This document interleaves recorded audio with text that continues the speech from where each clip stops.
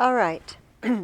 Christ, my Lord, the giver of light and wisdom, who opened the eyes of the blind man and transformed the fishermen into wise heralds and teachers of the gospel through the coming of the Holy Spirit, shine also in my mind the light of the grace of the Holy Spirit. Grant me discernment, understanding, and wisdom in learning. Enable me to complete my assignments and to abound in every good work, for to you I give honor and glory. Amen. Most blessed Lord, send the grace of your Holy Spirit on me to strengthen me, that I may learn well the subject I am about to study, and by it become a better person, for your glory, the comfort of my family, and the benefit of your church and our nation. Amen. All right, very good. Christian, I already collected papers, so you can get yours out and make sure your name is on it and that you have marked your figures of speech. And I will receive it. We have a super big subject. It was a really long chapter. And, you know, the 100 Years' War. Seriously, 100 Years' War, and we're going to talk about it in one chapter. Yes, we are. But I had you skip, right, that adventures in government. And I am just going to summarize it for you. I feel like it's helpful to understand the 100 Years' War a little bit, but it's going to be a very short summary. Basically, that entire chapter that we skipped tells you that England and France developed two very different forms of government. Both had a king. Now, if you say that a country has a king, it's a monarchy, do you kind of lump all those countries together? Is that just one form of government in your mind? Like they have a king or they don't have a king? Do you lump them all together? Not really. What kinds? How could two countries that both have a king be different from each other? Okay, they get more than one king. People could be have different beliefs and ideas that their king is governing. Okay, so that would be a difference. The people who live there are different, but would that be a difference in government? Well, I'd say slightly, because you might have like way more robbers, and then you have to have a bigger army or something. Okay. So size of government and power level of government. Yeah. Okay, that's a legitimate observation.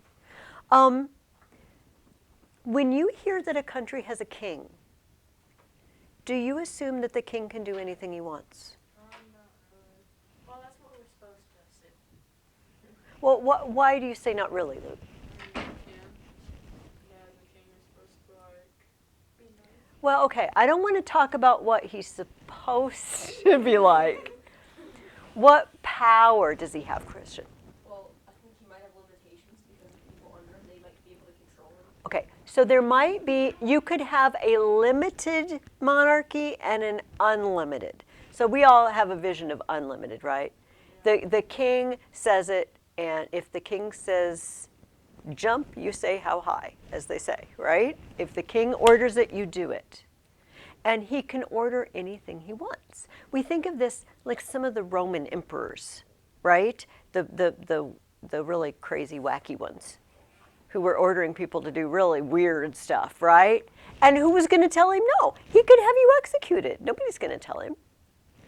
But some of the better Roman emperors worked with the Senate, right? They limited their powers. So here's the deal.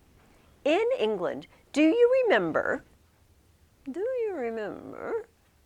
that Richard the Lionheart was on crusade, and his brother John was in charge, and John was a sketchy character, to say the least, and was apparently working with France to sort of overthrow the government. Are you okay, Ben?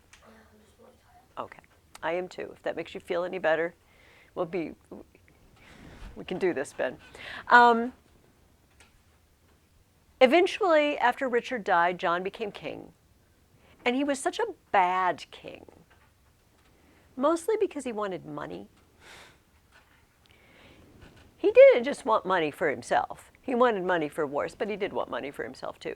And he just kept trying to raise money by taxes, and the noblemen kept saying, no, you can't do that.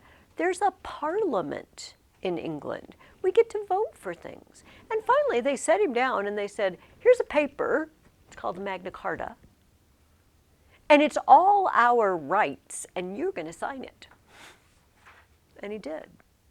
He tried to undo it, and he didn't obey it. But it was done.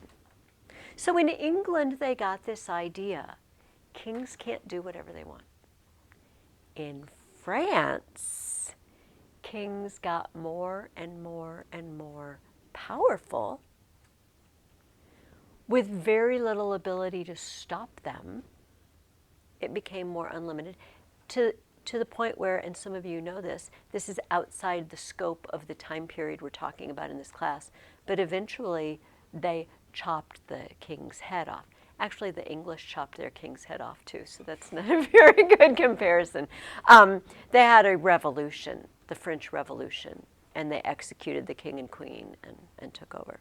So that's the point of that whole chapter that we skipped, right? It's both kinds of a king, but in England the king is limited, and in France the king is less and less and less limited. Okay, so let's now take a look at this 100 Years' War. I hope everyone has an answer for question 1. What 2 countries were involved in the 100 Years' War? I saw Luke saying first. England and France. Now, I did not ask you this. I'm not even sure if they mentioned it in this chapter, but we need to rewind in our minds again. That was Christian's motion of rewinding. So, does everybody recall that a guy named William, who was the Duke of Normandy, got really irritated with Harold in England because he said, Harold, you told me I could be king of England, and now you're king of England, and I don't think so, and I'm going to come attack you. And he did in 1066. And we call this the Norman invasion of England. And the Normans, the people from Normandy, which is in France, took over. So now the kings of England have a weird situation. William, I'm king of England. Yeah, but I'm also a vassal of the king of France, and I own land in France. But I'm king of England. So the king of France says to the king of England, you owe me service, you owe me. And the king of England says, buddy, I'm the king of England. I'm the king of my own country. Like, yeah, but you're my vassal because you're also Duke of Normandy.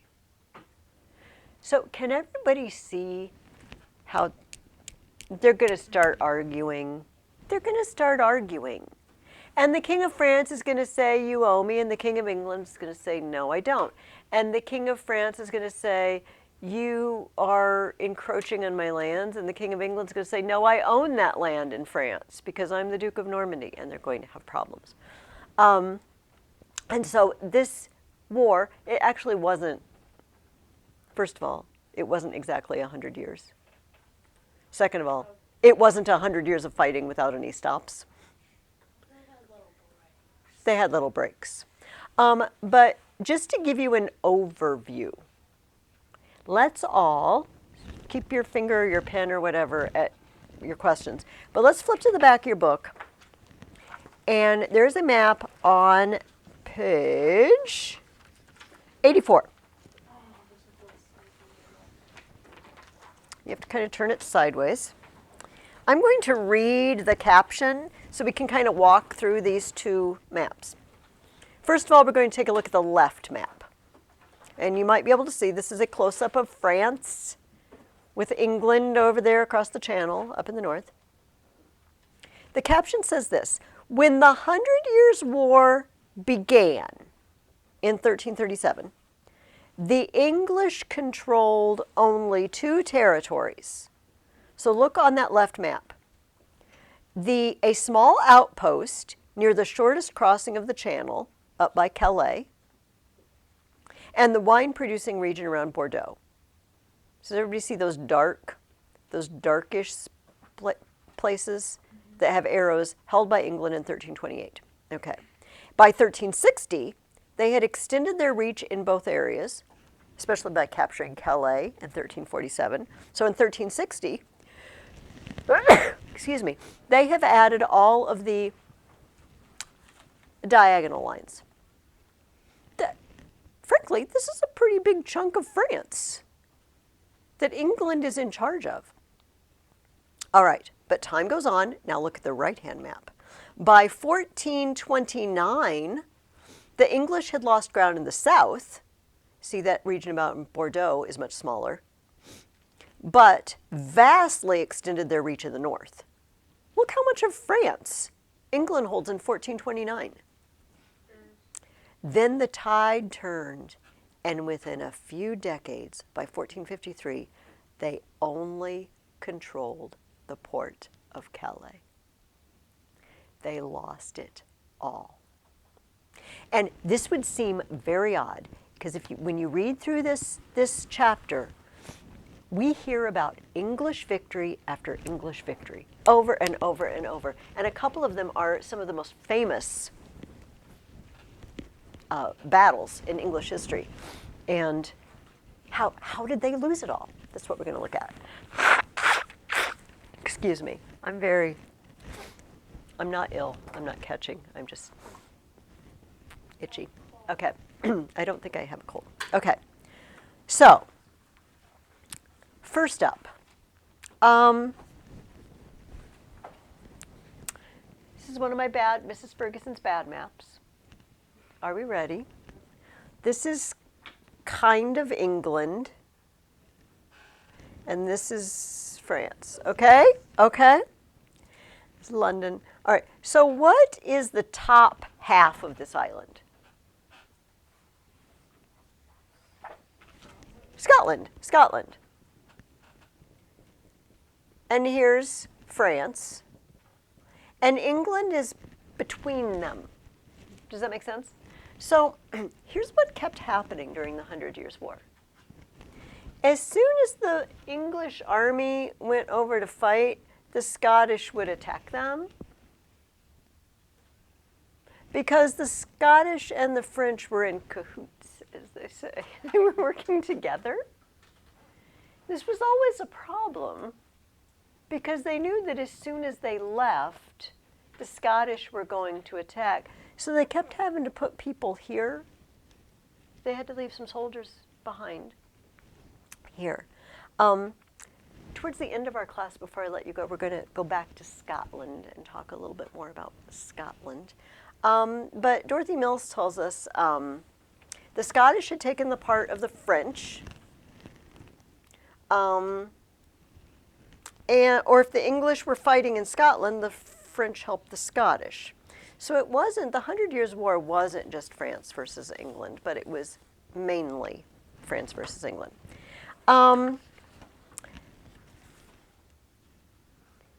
Edward III, King of England, claimed that he was the lawful king of France.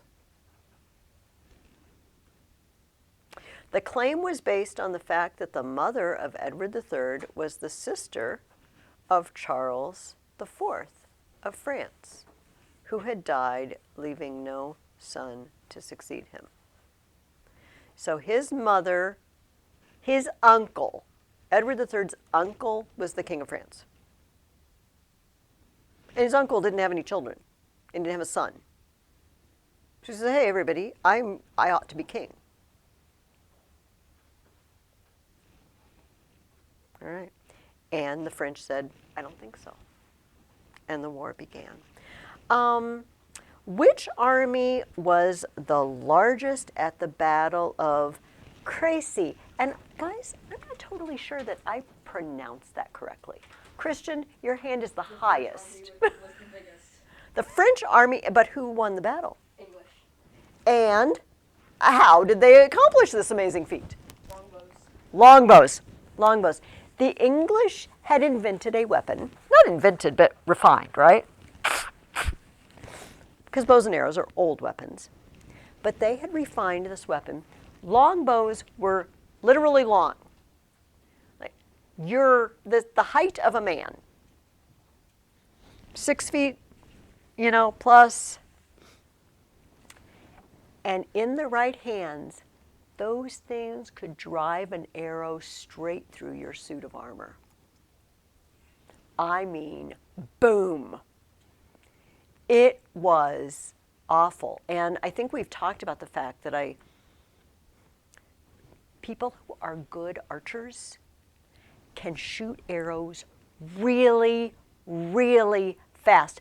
Faster than you would think possible. Were you going to say something, Bryn? Whenever interest of practice, they are really good at the long throws. Oh. The rangers use the long throws. And rightly so, because they're so powerful. I saw this show, just stop me if I've told the story to you guys before, where there were historical records of people just shooting off arrows at incredible speed.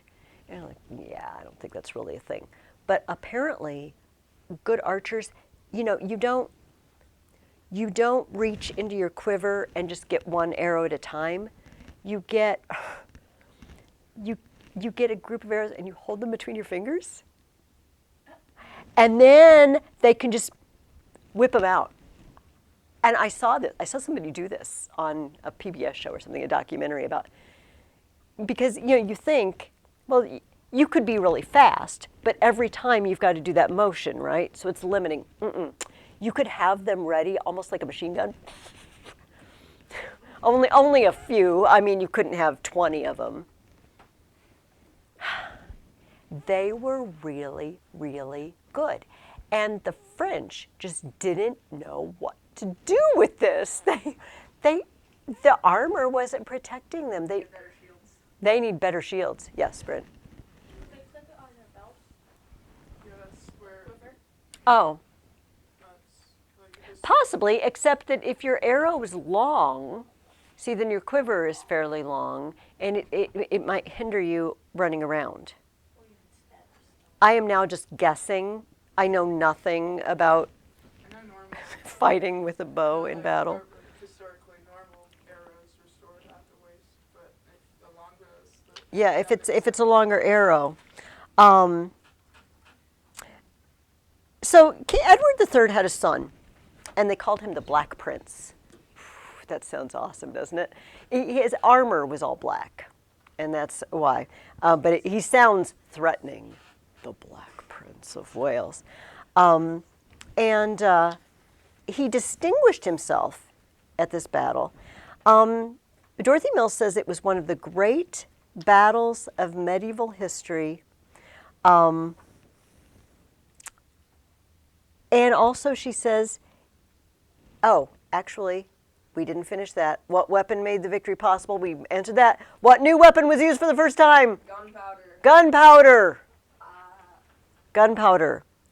It is said that gunpowder was used probably for the first time in a medieval battle. And as we mentioned, once you can blow your enemies up, the whole castle, armor, horseback thing is not going to work anymore. You know what?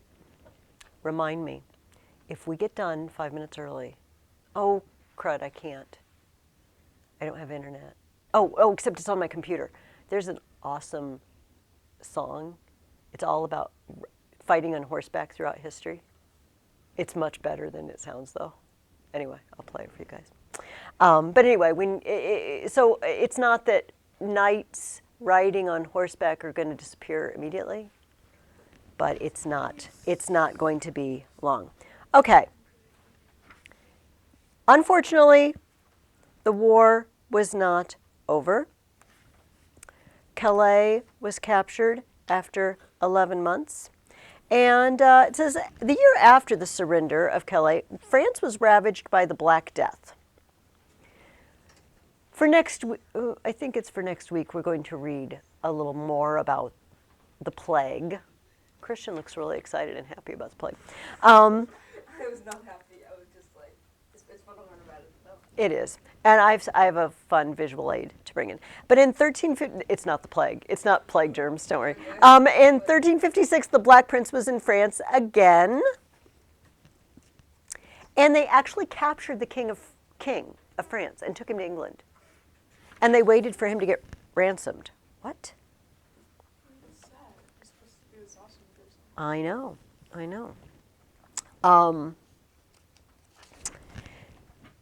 So peace was made in 1360 and ended for a time English invasions of France.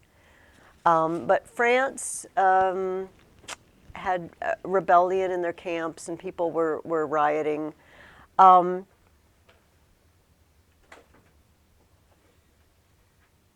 The King of France, Charles V, summoned the Black Prince to Paris as his vassal.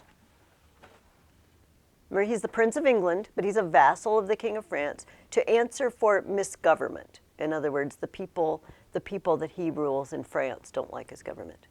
The Black Prince sent back as his answer, "I will gladly go to Paris, but it shall be with a helmet on my head and 60,000 men in my company."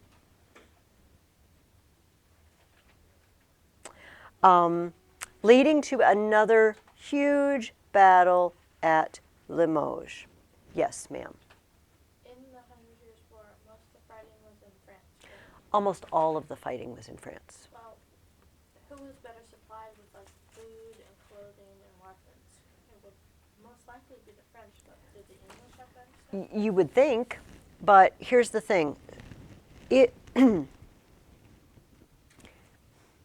If you ever find yourself fighting in someone else's country, you have options. Option number one is burn their food so that they will not have enough to eat. However, that means you can't take their food and eat it yourself. If someone invades your country, you have the option to burn your own food so that the enemy can't find anything to eat. Yes, Julia? Or you could hide it. Somewhere very, very secretive. Yes. How would You have like a secret room. But in this case, they're just burning the fields. You know, they're burning stuff that's still growing. And so I think the short answer to your question, Bryn, is everybody was a little hungry because there was some of both of those going on. Does that make sense? But this is a very important thing to think about. If you invade another country, if you ever find yourself invading another country, you're going to have to feed your soldiers. You're going to have to feed your soldiers. And this can be a problem because they get really angry when they're hungry. They're hangry, right? And they don't want to obey orders. One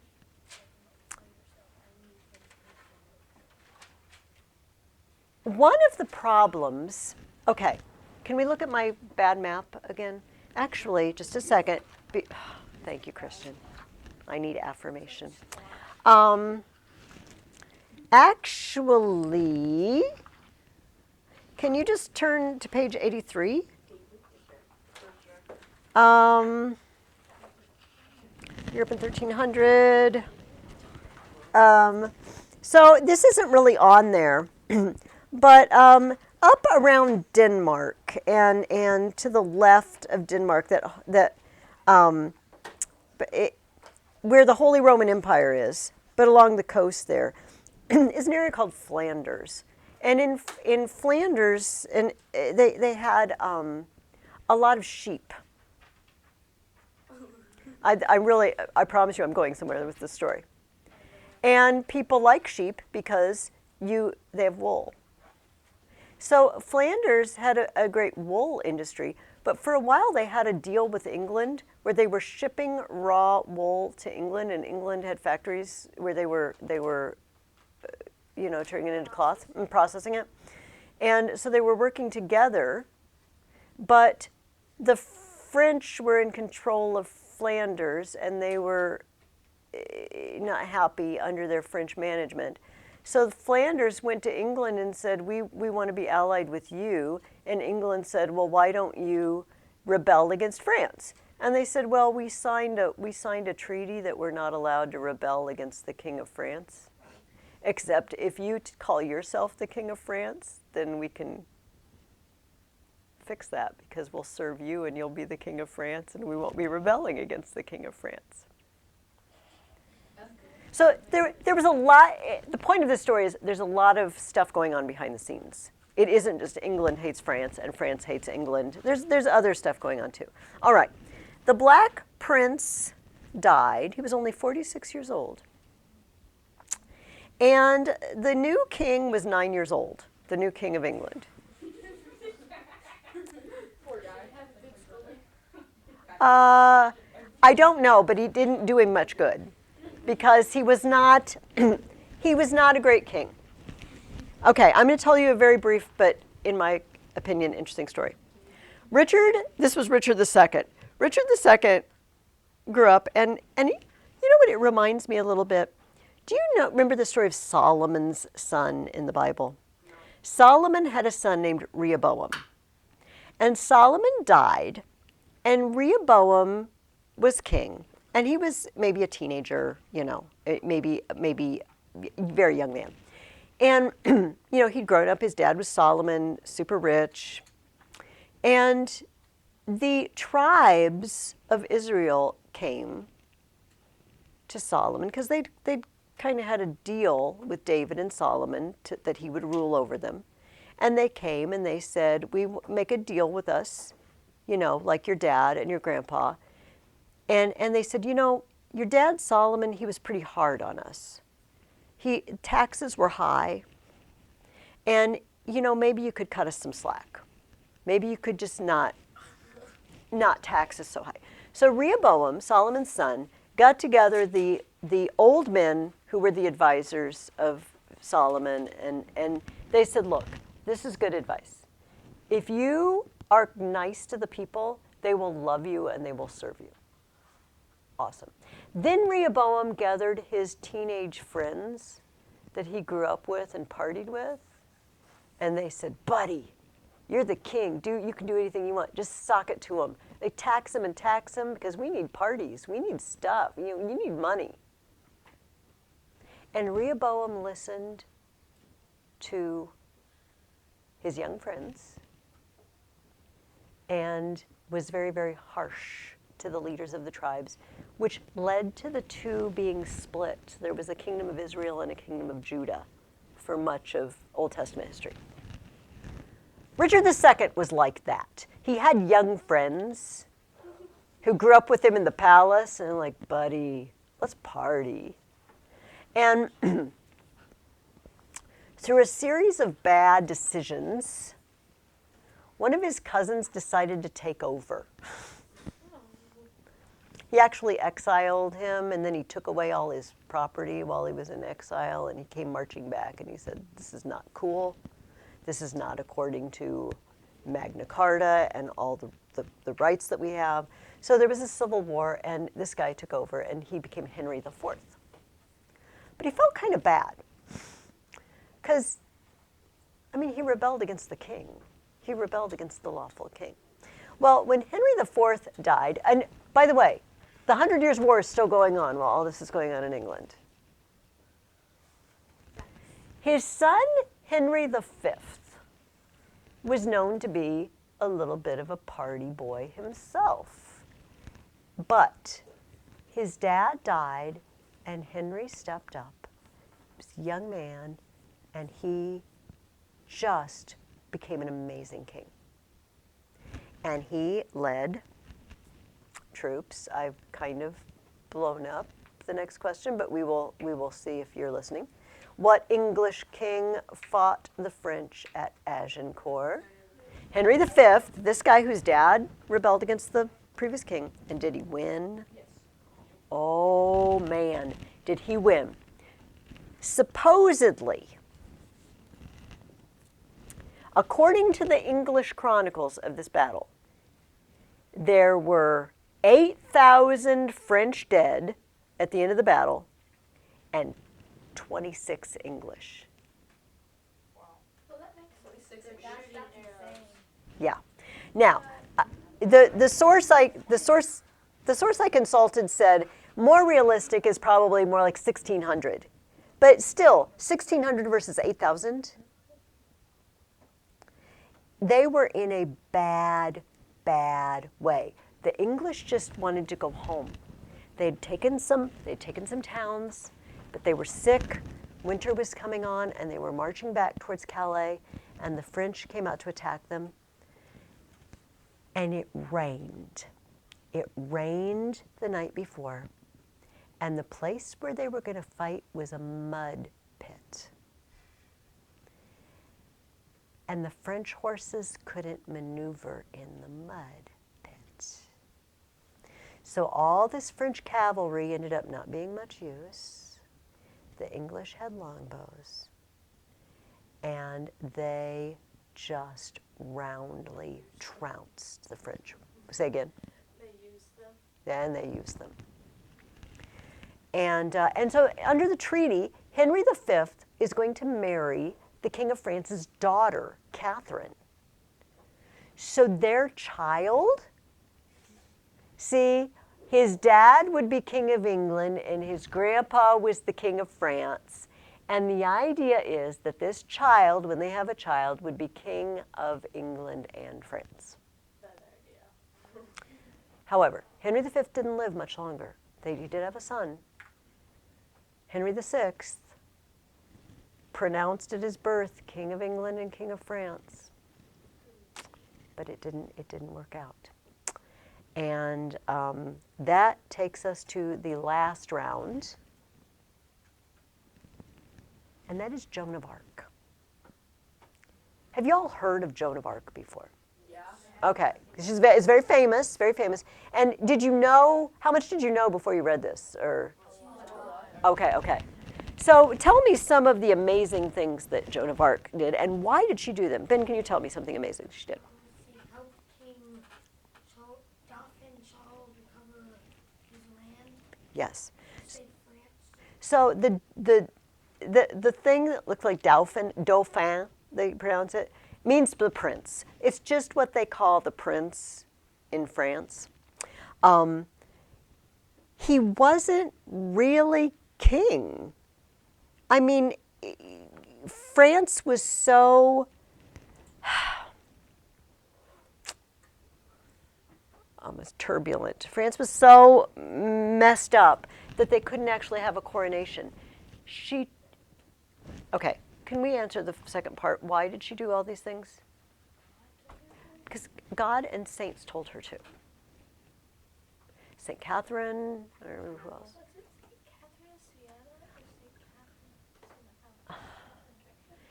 Catherine? Is St. Catherine of Siena, I don't know if St. Catherine of Siena is already happened by this time. Yeah. St. Catherine of Alexandria, maybe, could have been Catherine of Siena, unclear. That seems more likely, but I'm not sure about the time. The saints came to, and by the way, who was Joan? Jeanne. Who was she? She's a nobody. She's some girl. I mean, not even lady. She was like your age. As a girl of 13, 14, 15. When the voices came and they said, "You're going to rescue France." Okay, so she tells her dad, "I'm supposed to rescue France," and her dad says, "I don't think so." She finally finds an uncle who kind of believes her and takes her. Here's the story of how she met the Dauphin. I'm the king at this point, but he hasn't been officially crowned. Do you guys know the story? I know the story. Tell me the story, Christian. So, he was riding to see the king, and the king said, "Let's see how truly holy this girl is." So then he put some guy in clothes and put him on his throne, and then he was standing in the crowd, and then she went. And she didn't think that guy was the king, and because she never saw him. I'm bad at storytelling. No, you're good. Yeah. And then God told her that some guy in the crowd was the king. Yeah. Yes. She did not. She had never seen him. And so you'd think that if you walked into a room and some guy is dressed up like the king and sitting on the throne, you would assume he was the king. She didn't fall for it for a minute. She walked straight up to him, just dressed up as one of the courtiers, and said, you're the king. She took him through enemy territory to take him to the place where traditionally the kings of France are crowned. And then started leading the armies. Did anyone else write down another feat? Okay, she became a saint. That's a feat in itself. She never was broken. She never gave up. There was a French town called, it looks like Orleans, and it was under siege. And she said, okay, my voices tell me I'm supposed to break the siege of Orleans. And she did. She got people inside the city that was being besieged, and then they rallied out and they fought off the English that were besieging the city. And she's what, 16, 17? She has no military experience. Yes. She pulled an arrow out of herself. She pulled an arrow out of herself. She was wounded. Well, you know what? St. Michael would have military experience. He would. You know, if there's like a longbow or just a bow. Just a bow. I don't, yes. Finally, she was betrayed into the hands of the English. And the King of France didn't do anything to save her. The guy she arranged to get crowned. Now, the English's position was she's crazy or a heretic of some sort, yes, because she hears voices. And also she wore men's clothing. Because you know what, it's really, really inconvenient to fight in a dress from horseback.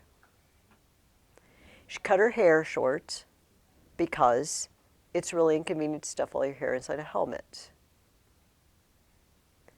And we don't really think much of that. I am currently wearing pants. All, you know, many women wear pants, but you have to remember that there have been times in history when women didn't dress like men. It was not cool. Anyway, they kept trying to get her to say her voices were evil and demons and recant, and she never, ever would. Except, yes. She did, but then she came right back and was like, nope, not this. Yes, yes. But it's extenuating circumstances. Here's what they did. They took her clothes away. Remember, she's being guarded by men. I mean, she has her underwear, basically the equivalent of underwear. But still, she wasn't decent. And the only clothes they left her were girl clothes. She put them on. And she said, okay, you know, I'm tired. Of course, this had been going on for months now. She doesn't sleep. They don't feed her particularly well. She's tired, and she recants very briefly. And then finally, they find her in her cell. She's just taken the girly clothes off and put them aside. She's like, no, I won't do what you want me to do. I was told by God to do this. We actually, apparently, we have access to the transcripts, much of the transcripts of the trial. Very intelligent, always had an answer. There was just nothing they could really bring against her except she hears voices and she wore men's clothes. So finally they condemned her as a heretic and they burned her to death at the stake. And the English saw how she died, clutching, she wanted a cross. Go ahead, Ben. Didn't one of the soldiers turn his back and like, we're done, we killed a saint? Yeah, we just killed a saint. It's over. He believed her? Mm-hmm. And interestingly, at that point, and everything was already going downhill for the English, but at that point, well, remember the map. At the end of all of this, all they have is the little port of Calais. They've lost everything. After those amazing victories. 8,000 dead versus maybe 1,600, maybe 26, or somewhere in between. And they've lost everything. That's the 100 Years' War. It's fascinating. It's weird. I don't understand. I don't know what to make of Joan.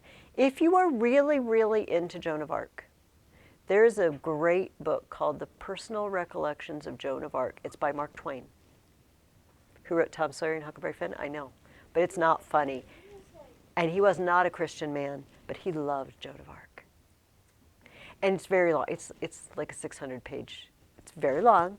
I used to have students read it, and actually, one student said it was her favorite book we read that year. But it took us a long time to read, so I took it out of the reading. Anyway, it's really worth your time if you're very, very interested. And he used the records. He used the historical records. Okay. Did a book and two kids went back in time. They went back in time and brought her rabbit too. Oh. It was pretty cool. Next week, actually, I already told you something wrong. I said next week we will be talking about the Black Death. That's not true. That's actually not true, but that will be in January. You can read about the Black Death over Christmas break. Won't that be fun? No, for next week, you have one reading assignment. We're actually going to write another paper, which we're going to work on here in a minute. But you have one reading assignment, and it is you're going to read the play Macbeth. The Shakespeare play Macbeth. Now, no Dorothy Mills. Does everybody understand? No. What part of the only reading assignment do you not understand? The only reading assignment is read Macbeth. Now, I already have a link put in the email to your parents. I read the whole thing on video, and then I stop and talk about it. When there's lines that are a little hard to understand, I highly recommend you get your book and just turn it on. It's just me reading it. It's not going to take you longer. How long is it? Like the video? I don't know, but I did each. The play has 5 acts, and I did Act 1, Act 2, Act 3. Like a half hour per act? Yeah, Just like seeing, how much- maybe 45 minutes Okay. for each act. That would be Maybe 50 for a longish one, but that could be. I mean, still, if that's all you did, if you every day you watched an act of Macbeth, that would not, take you an hour. I recommend it just because Shakespeare, your first time reading Shakespearean language can be a little tough. I also highly recommend getting a hold of a movie production. But I've told your parents, and I'm going to tell you, be careful, because Macbeth is a very violent play. And some of you, okay. But here's the thing. In Shakespeare, most of the time, the violence doesn't happen in front of you. You hear about it, or you hear the screams or whatever, but it happens on stage. But in modern movie productions, sometimes that is not the case. So I recommended one that's very safe, okay? But you can use your discretion. Also, parents have access to, the Internet Movie Database, Parents Advisory. But I need to tell you, don't just turn on your TV, a streaming service, and just bring up any Macbeth that you find and watch it. Sometimes they changed it, but sometimes I just want to be careful that something doesn't come in front of your eyes that you can't ever get rid of. Okay? That's between you and your parents, okay, to decide what level. But I don't want that to happen. So I recommended one that's, I don't know that it's streaming anywhere. You might have to get it from the library. But here's the reason I say watch one. Because what if I handed out the script to Star Wars? I said, we're gonna read Star Wars. Everybody, here's the script of the movie Star Wars. And you read the script. Oh, yeah, it was all right, I guess. And then you watch Star Wars. You're like, whoa. So remember, what you're reading is a script. This is a play. It's not a novel. It's not a short story. It's a play. You're supposed to see the people's faces and hear the tone in their voice. And they're supposed to scream and shout when they're screaming and shouting. Not just read, and he screams, you know. And it's a completely different experience. In fact, if you can get a hold of a Macbeth, like if there's one streaming that's acceptable, I might even tell you, watch the movie first. Just watch it before you read it. You'll understand what's going on. You'll understand enough. You don't have to understand every word.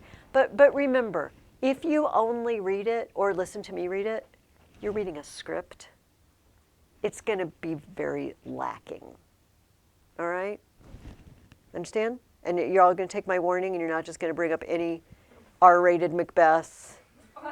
Please don't do that. Okay, you were going to say something, Bryn. You're going to be in a Shakespeare play. I don't have many. And wait, tell me, what is it? Yeah, but it's like a Midsummer's Night. Oh, Midsummer Night's Dream is so fun. Are you? Okay. Yeah, I wish we could read Midsummer Night's Dream too. Okay. So that is what I want you to do. I want you to read Macbeth, get a hold of a video if possible. I realize you have maybe limited control, although I said I don't know what's streaming where, but the one that I recommended might not be streaming. It's just, it's more like a stage play. It's more like a camera's there. It's not got special effects and stuff. Do you know what I mean? It's not movie-ish. It's more just like watching a play. But it's a decent version. And use my video. There's a playlist. There's a link in the email that I will send out tonight. And it will help you follow it. And I just want you to spend some time with it. I think you will really like it. It's awful. It's just he's terrible. He's a terrible human being, and his wife is even worse. Yes. Okay. Yes. Okay. Bryn says, "Can I tell you a little bit about it?" And actually, I want to save time for our paper and also the other Canterbury Tales Chaucer storybook. We're going to write about one of them, but we're going to do something together to get it ready. But anyway, I said we were going to go back to Scotland, right? And this is about Scotland. So, Macbeth is an actual historical person, and historically, he murdered the king, and he took over. Now, the king in history was really not a very nice man. And not a lot of people minded when Macbeth bumped him off. But in the play, see, Shakespeare often takes things that really happen. In fact, one of his plays is Henry V, and it's the Battle of Agincourt. I almost brought that in because there's a wonderful scene from that where Henry V is rallying the troops before the big battle. But he often changes things to suit his artistic taste, right? So in this Macbeth, the king is really nice. The Scottish king is really nice, Duncan. Macbeth is the story of a man who meets some witches out in the middle of nowhere, and they tell him he's going to have this noble title and this noble title, and he's going to be king. Great. And then right after he meets these witches, some guy comes up and says, hey, the king has made you this noble title. He's made you Thane of Cawdor. What? And then pretty soon, he gets another title. What? They said I'm going to be king. Now, if someone came up to you and said, you're going to be, this isn't a very good example.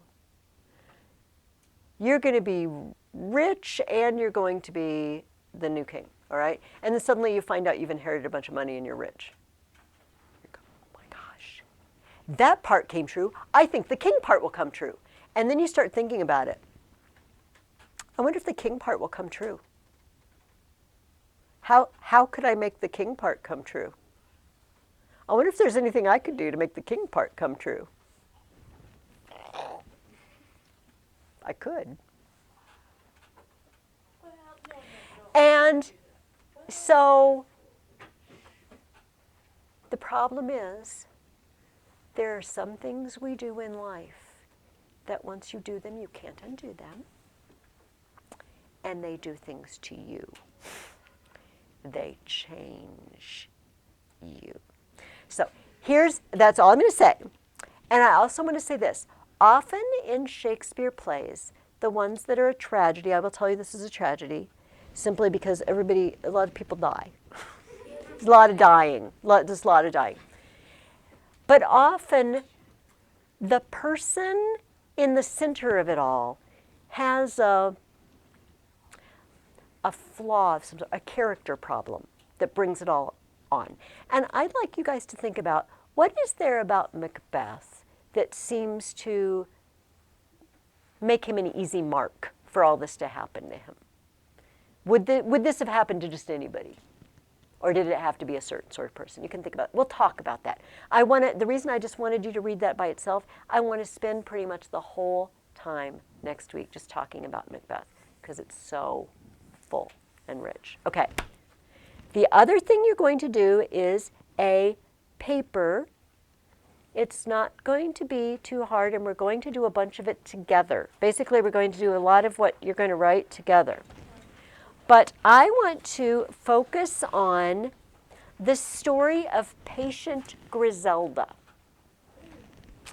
Does everybody remember? Does anybody remember the story? Ben, tell me anything you remember about patient Griselda. So she gets married to this prince, and then the prince's mom is like mad, so she kills the prince and all the other people. That is actually, that's the one that got married off to the Arab guy. Griselda's the one that married Walter. And he wanted to know if she would always obey him. Oh, all hates her. The mean guy. Me too. So here's what I want to do. I want to use this story chart Give me your dog. to talk about this story. And I want you to write things down on it, okay? This isn't just for your visual enjoyment. This is because you're going to use it to write your paper. So 1, 2, 3, 4. Wait, okay, just a second. Okay. So, Bryn, will you take and just keep passing them back?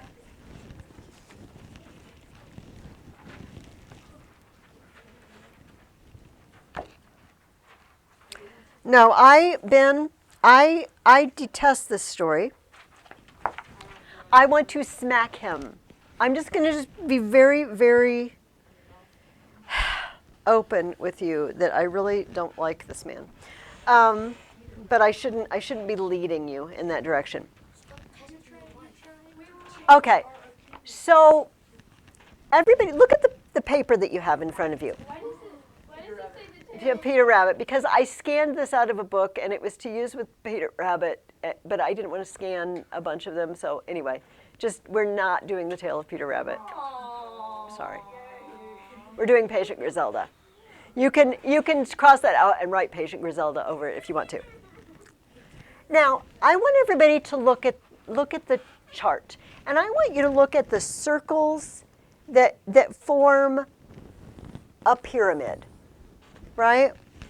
So you have what is it called? Exposition, and then rising action, and then climax, and then falling action, and then what's the last one? What's the last? Conclusion. Okay. Okay. Well, I don't want to look at that yet. Okay. What I want. This is the plot, and we all don't need a definition of plot. Presumably, we're old enough that plot is just what happens. But I don't know if you know, or if you've thought about the fact that almost every plot has a moment when everything comes to a head, and then everything, after that thing happens, everything just goes downhill to the conclusion. And so, does everybody feel like they remember this story pretty well? Or do you need me to briefly summarize it? I remember. Would you like a summary? Okay. Okay. So, so Griselda is just a peasant girl, and Walter marries her, and he says he takes her from her little peasant cottage because she's so beautiful and good and kind, and she cares for her dad. And he says, but you have to promise me. Here, just a second. I would like to just read. I'm on pages 90 and 91. Okay, at the bottom of page 90. It's the next to last paragraph on 90. My will is then, said the Marquis gently, that I and you and she confer together in your house, he's talking to her dad, in order that you may hear all that is said. I will ask her in your presence if she is willing to become my wife and to obey my wish in all things. So they go in, and at the top of page 91, he says, if you become my wife, do you promise to do my will and never grumble whether I give you pleasure or pain? Do you promise that when I say yes, you will never say no, either by words or by a frown? Swear this, and here I swear to take you for my wife. She answers, Lord, I am not worthy of such an honor, but if this is your will, it is also mine. I swear that I will die rather than willingly disobey you in deed or in thought. Okay. So, Walter, she's lovely. She's wonderful, wonderful wife. But Walter gets it in his head to test her. So they have a little baby girl, and he says, you know what? The people are saying that it's terrible that I've had a child, that I married this peasant girl, so we're going to have to get rid of the baby. So he sends a soldier in to take the baby. And she doesn't fuss. She's like, well, will you promise to bury her? Will you promise to bury her somewhere nice? And she puts her in her little clothes. Well, he doesn't kill her. He sends the baby away to his sister to be raised. I know, but like. Okay, and she doesn't argue. She doesn't grumble. And then a few years later, they have a son. He does the same thing. I'm going to test her again. I'm taking the baby. What? So he takes it, and she never grumbles.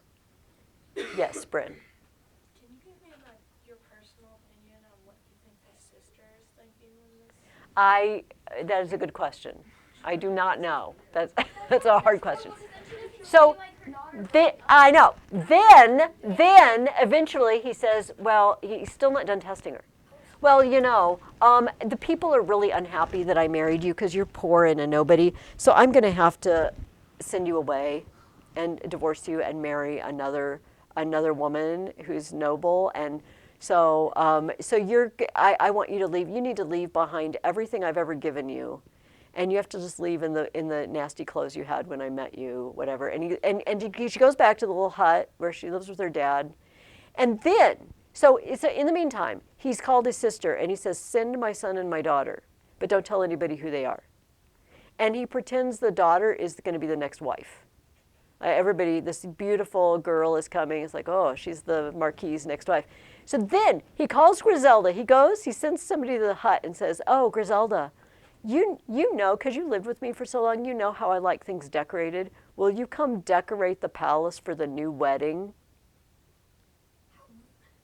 That's insane. And she does. She comes and she decorates. And then he brings the girl up. He's like, Griselda, this is my new wife. Isn't she beautiful? That's so bad.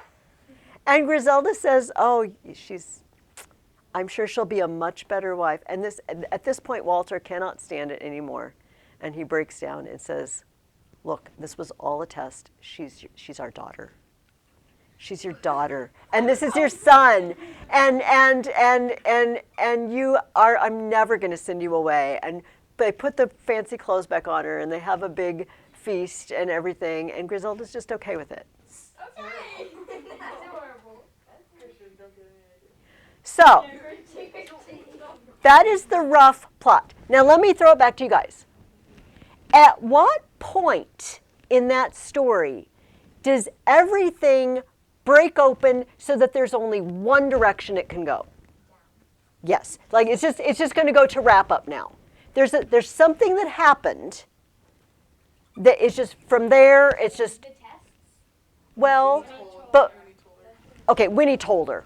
Winnie told her. So at the top, at climax, Walter tells her. You guys will know what that means. If you are not sure, if you need to write this paper and you need to review the story, you know what, guys? In 15 minutes, you could sit down and read the whole story again, if you need to. It's really not a big deal. Okay. Walter tells her the truth. This is your daughter. I'm not sending you away. We're not getting a divorce. Everything's cool. There's going to be no new wedding. The people don't hate you. He tells her everything. Now, what do we need to know at the beginning of the story to make sense of it? In other words, what starts the story out? Hey, you know what? If you've got your book, just open your book. Oh, okay, that's fine. Well, you can peek on, or you can just listen to me read it, Julia. Okay. I'm just gonna read the beginning. In the western part of Italy, there is a broad, sunny plain, rich and fertile, and scattered over it are many ancient towns whose towers were founded in the days of our ancestors. A certain marquis named Walter was ruler of this land, as his forefathers had been before him. He was honest and courteous, and he ruled his country well. His people feared him and obeyed him, but they loved him too, and they dreaded to have the time come when he would no longer be their lord. They wished most earnestly that he would marry. If he only had a son, they said, who would follow in his father's footsteps, we should feel at rest. But the Marquis showed no wish to marry. He was young and strong and was enjoying himself so much with his hunting and hawking and other pleasures that he was inclined to let matters slide, and come what might, he would not take a wife. The people talked the question over, and at length one of the wisest of them said, let us go to the Marquis and tell him humbly how much we honor him and love him, and how it would grieve us if his line should fail and some stranger come to rule over us. Okay, and so basically he says, all right, I will pick a wife, and he picks Griselda. So, okay, so, okay, forced who to marry? Walter. Okay, so there's Walter the Marquis, and his people want him to get married. Okay, so we'll just call him King, because Marquis is hard to write. Here, I will hold this up here. King promises to marry. I realize all of this might not fit in your little circle, but it's fine. And chooses peasant Griselda. Basically, that sets the tone, right? The people say, will you get married? He promises he will get married, and he chooses this peasant girl named Griselda to marry. And then the story takes off. Do we need to know that they live in Italy? No. No. If you wanted to explain, like, the landscape or something. Maybe. But what we're going to do in part of your paper is summarize this story. And remember, summarize means you just tell some of it. It's not really what summarize means, but it's a good way to remember. I can only tell some of it when I summarize. I cannot tell all of it. Or my paper will be as long as the story. So tell me what happens. This is good. Summarize some of it. Practice.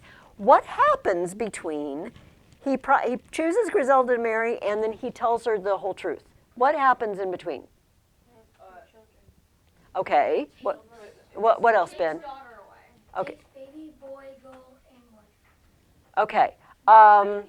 Take the wife away. Well, he takes away the marriage. Yeah. Okay. He tests her. Okay. Tests. What is he testing? Her loyalty? Tests her loyalty. It tests her promise to obey, tests her obedience, tests her loyalty. All of these things are true. and he removes children. And how can we say in as few words as possible that he what he does to her? Divorce. Okay, divorce. Did they have another wedding? Like they were all ready for a wedding, and did they just like do something? Yes, they're all ready. They've got everything ready for another wedding, and basically they just kind of renew their vows or have a big party because she's passed the test. Takes kids. As Peter does. So, what? Let's skip the next and go down to the conclusion. How does this story end? They live happily ever after. Happily ever after.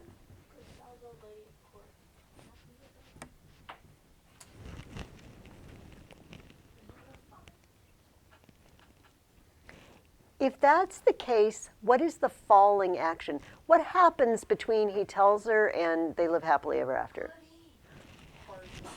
Party, and she meets her children.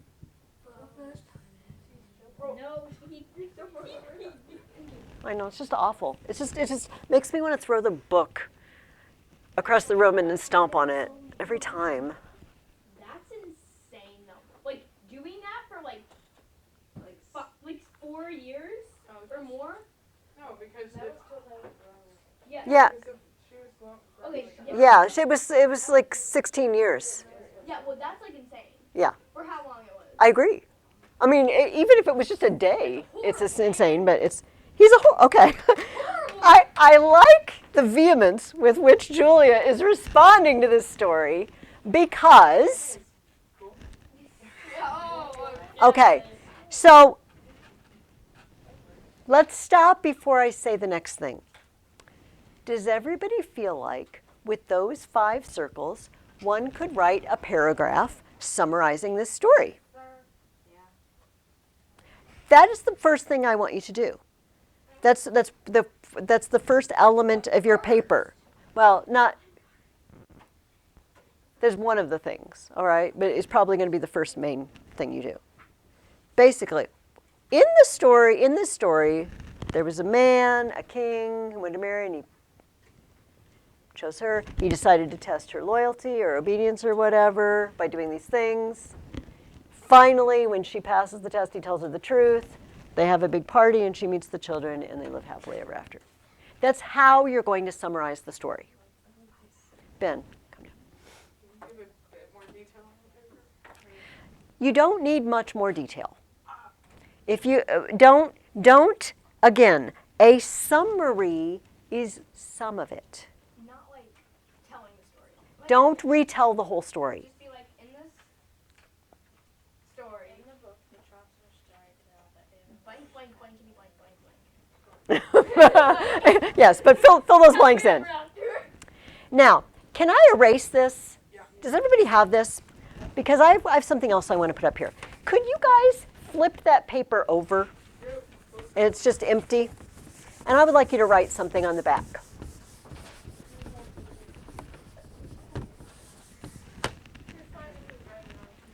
I'm fine if you write it on a piece of paper. You do not have to write it on the back. It's just a handy thing that's... All right, I would like you...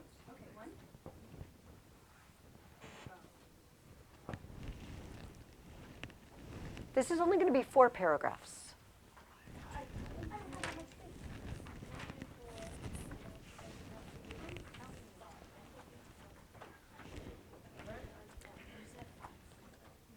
As usual, your first paragraph is an introduction.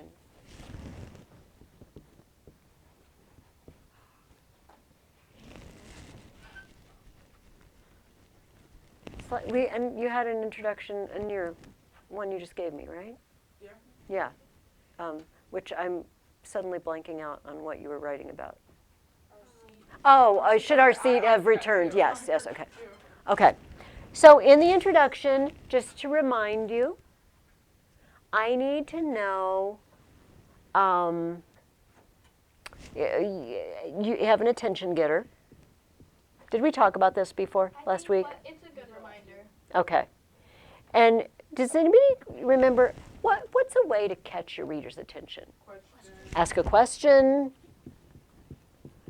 How would you respond if the person you trusted most just seemed to want to take away everything you had? Probably me too, Ben. Hopefully not kill him. Or you can give a command. Imagine losing everything you held dear just as a test of your loyalty. All right? That was perfect.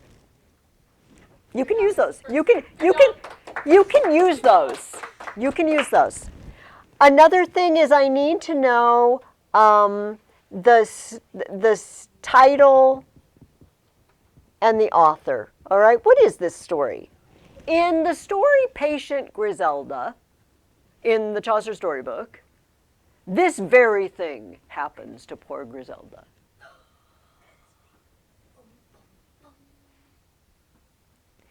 And then the last thing in your introduction is your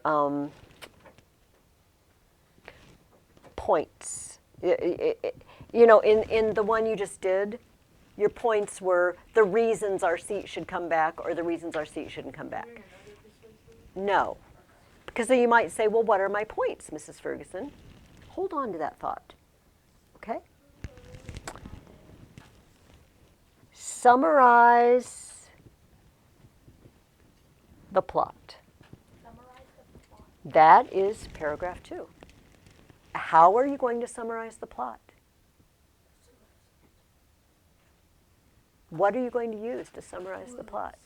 I guess we're going to use words. Have we already forgotten? What are we going to use to summarize the plot? Thank you. The story chart we just filled out. We summarized the plot already. All you have to do is write those 5 things down in complete sentences and you've summarized the plot. Now, this is going to be a conclusion. We'll talk about what goes in the conclusion in a minute. And you might say, oh, but Mrs. Ferguson, what is it going to be? I want us to talk about one of the several elements of fiction that are on your paper here. Characters. Wait. Choose 1 or 2, and if you chose 2, which 2 do you think you would choose? Walter and Griselda. I would say probably choose 2 because it'll make your paragraph longer. And discuss them. Okay, how in the world, Mrs. Ferguson, do I discuss the characters? I don't know how to discuss the characters. Aren't you in luck? I have in your reading guide a guide to discussing characters. But I want to wait till Julia has written this down. So that, am I good? Because I don't want to, because I know you can't see it very well there. Everybody get your reading guide and turn to page 73.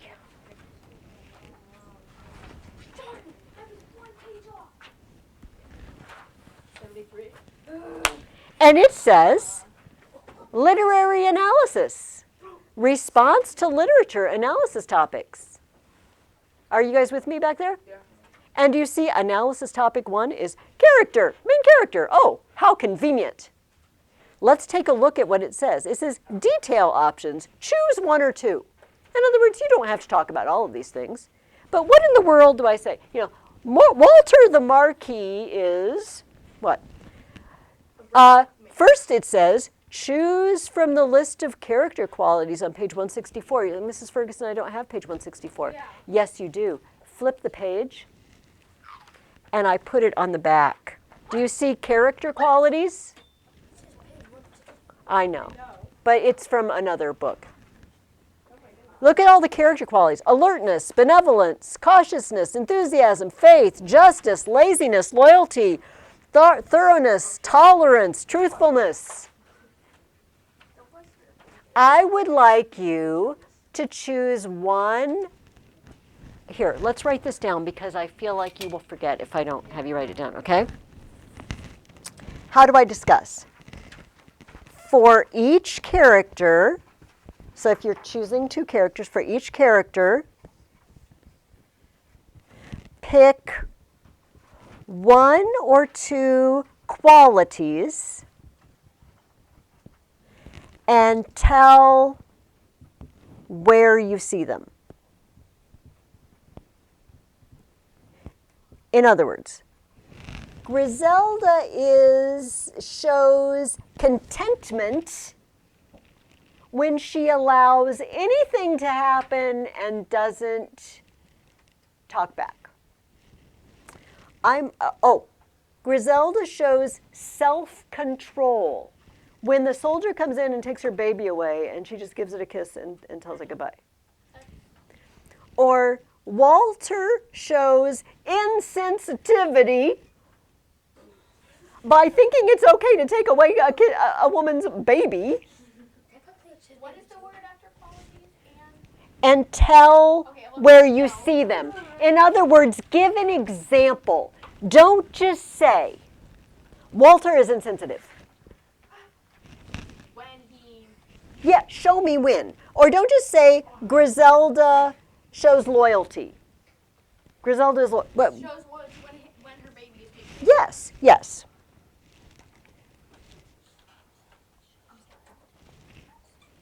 Does this make sense to everybody? So do you see how this becomes a paragraph now? You know, the main characters in this story are Walter and Griselda. Walter shows whatever quality when he does this. He shows Or Walter starts out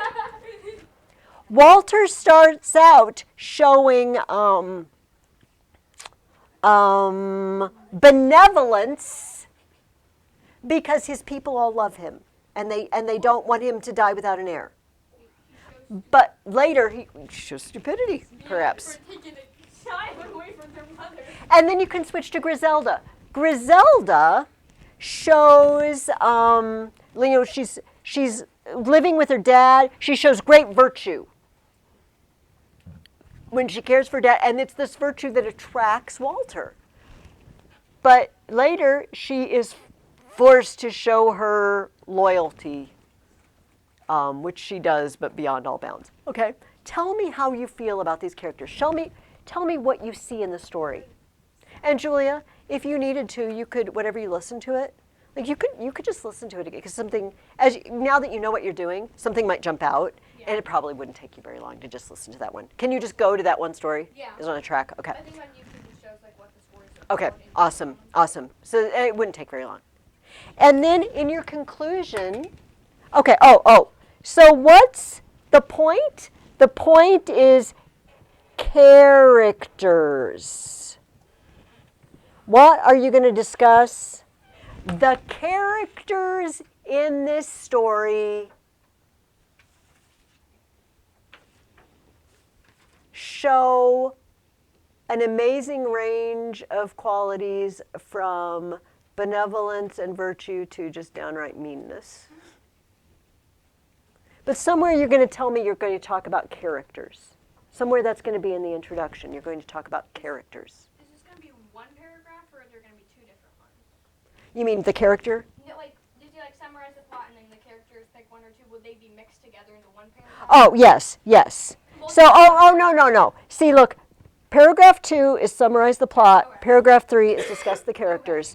And paragraph 4 is your conclusion, where you restate the point, which was character, right? Characters. Say something else about characters. And tell me what you think is most important. In other words, in this story, do you think it's most significant that Walter is a jerk? Do you think it's most significant that Griselda is patient beyond all bounds? Maybe you just want to make an observation that this story strikes you as horrible or unrealistic. Like you were allowed to give your opinion. You are allowed to give your opinion. All right? Often I don't ask you, how does this make you feel? Because this isn't a touchy-feely sort of thing. But this can be. Because this story kind of makes me feel nauseated, quite frankly. Does this assignment make sense to everybody?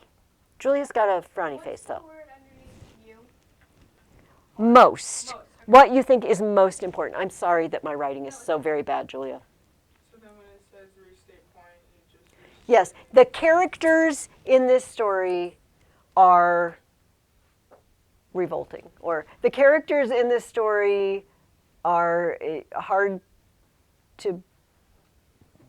are not true to life, or somehow you're going to mention, again, that you're talking about characters. This paper is about character. Oh, by the way, we did not look at, can you flip the page back? I know. Because we only looked at the first thing, qualities. What else can we talk about? Motive. What did the character do and why did he do it? Effect. What was the character's effect on the situation, others, or himself? How did the character change? Why did this change occur? What did the character learn? How did he learn it? You don't have to address all of these, but this is material for you to write about. So you might say, how in the world can I turn this into a paragraph? By doing this. By saying, Walter is insensitive, but hopefully he learns that Griselda is as obedient and patient as she appears, and he will never ever do this again, right? Griselda, doesn't change throughout the story, and that's what makes her so loyal, right? She never, ever changes. Did she learn something? You know what, I feel like she learns not to trust Walter, but I don't know if that's what I'm supposed to get from this story. I'm leading you guys too much with my own opinion of this story, but I feel like we all seem to have a very similar opinion. So use these questions. Don't just sit there with a blank piece of paper and say, I don't know what to say about Walter and Griselda. Tell me why he did it. Tell me what he did. Tell me the effect it had. If you go back and look at the story, you will also find out that his country, the people that he's ruling over, they're kind of like, he's like, I don't know about this. It's kind of mean. So he risks losing the devotion of his people by behaving this way. So, that could be, why in the world would anyone be motivated to do this? Like, you could explore that a little bit. Yes, Bryn. I have two questions. Yes.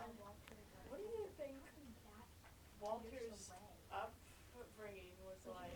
I have no idea, but you could explore that. And what am I supposed to put on the setup? Oh, we're not going to look at that. This was just to use this to summarize the plot. We're going to be revisiting this story chart. But we don't have a lot of time, but there's a bunch of stories in here we never talked about. And I really wanted to talk about some of them, but since we don't have time to talk about all of them, did anybody have a favorite story? Did any have one that you really want to talk about? I have to remember. I know. Did anybody? The one we're going to talk about now is What about the last one, the first who learned philosophy? The guy who, that was just me. So this is the one where the guy tricks him into thinking he can turn something into gold or silver. But it's all a trick. It's like a magic trick. He's got it melted already up his sleeve, and he just puts it in there. Do you think this trick would work on just anyone? What? Okay. I wasn't thinking that, but you know what? But you got it, Julie. He's good at it. He's very, okay, you do it yourself. You put it in there, so you'll know how to do it. But the fact is that he's got it in the stick, right? And it melts and it comes out of the stick. How would the guy have known that somebody would be up to that? the canon, the guy teaching him, who's a canon is a, an upper level church guy, he seems very trustworthy. So maybe stupid, but okay, so someone comes to you and says, I'm going to teach you how to make your own gold and silver. What do you have to want for that to... You have to want riches. If you want riches, that means you're kind of... I mean, I want riches. Okay, what do we call somebody who excessively wants riches? Greedy. You have to be at least a little greedy and interested in riches and wealth for it to work on you. Because, for example, if someone came to St. Francis and said, I can teach you to turn stuff into gold, St. Francis, like, great, who cares? I'll just give it away anyway. If you teach me to make gold, I'll just give it away. Well, I don't know. That would be cool.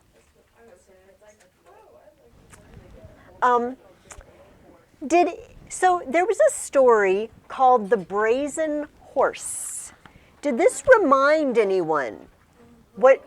Arabian Nights. It was basically the same story. You turn the pin on the horse and the horse can fly you wherever you want to go.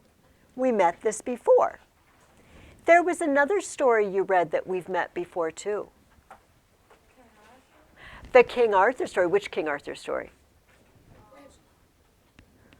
No?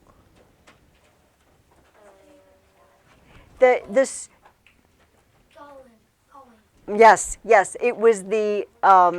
In here, it's called The Unknown Bride. The hideous lady who says, if you marry me, I will tell you what women want. It's straight out of King Arthur. The fox and then... The Nun's Priest's Tale. Chanticleer and the Fox.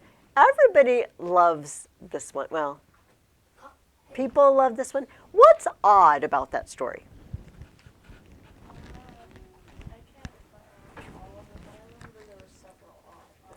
Well, there's one. They're talking. Okay, there's talking animals. Well, he's a rooster. So we let that slide. But, so let me just read.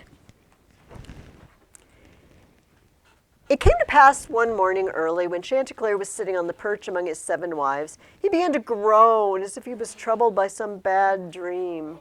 Partelote sat beside him, of course, and when she heard him groan, she cried, Sweetheart, what troubles you? What made you groan? And he says, Oh, I saw this dreadful creature, and its eyes glowed like fire. And she says, Dreams are nothing, and to think you are afraid of them. Dreams often come from overeating, and sometimes one has too much red humor. That would make him see visions of arrows and flames of fire. She lectures him, and she even says, Do you not remember that Cato, the Roman author, said, Pay no heed to dreams? How's this chicken? She's a chicken. She's a chicken. And she's lecturing him on philosophy and Roman philosophers. It's hilarious. It's hilarious. And then he argues back, and he tells her long stories. Yes, and let me read this paragraph. The fox, as you will probably remember, says, Oh, Chanticleer, I've heard you have an amazing voice. You know, your dad had an amazing voice. I entertained him once. I had your dad for dinner once. Hint, hint. And he was awesome, and I've heard you're really good. And of course, and your dad sang best when he stretched his neck out and closed his eyes. Why don't you stretch your neck out and close your eyes? Hello, and he grabs him, and it says, When Troy was burned, the women wept and lamented, but truly, never before was there heard such crying and screaming as came from the feathered ladies of the yard when they saw the terrible fate that had befallen their noble lord and master. Poor Dame Partelote shrieked louder than all the rest, but the outcries of any one of them might well have reached the skies. When Troy burned, the women shouted, but it was nothing like the shouts of these chickens when their lord and master Chanticleer was taken. It's just all so fun. All right, I have to let you guys go. I hope we will be able to circle back. Maybe if we get done with Macbeth next week, we'll circle back and talk about a few more of these. Like little Hugh of Lincoln, the little boy who got his throat cut and got thrown down the well and then kept singing. Weird. So I want to revisit these. Write the paper. If you have any problems, email me or call me. And read Macbeth or watch Macbeth or both.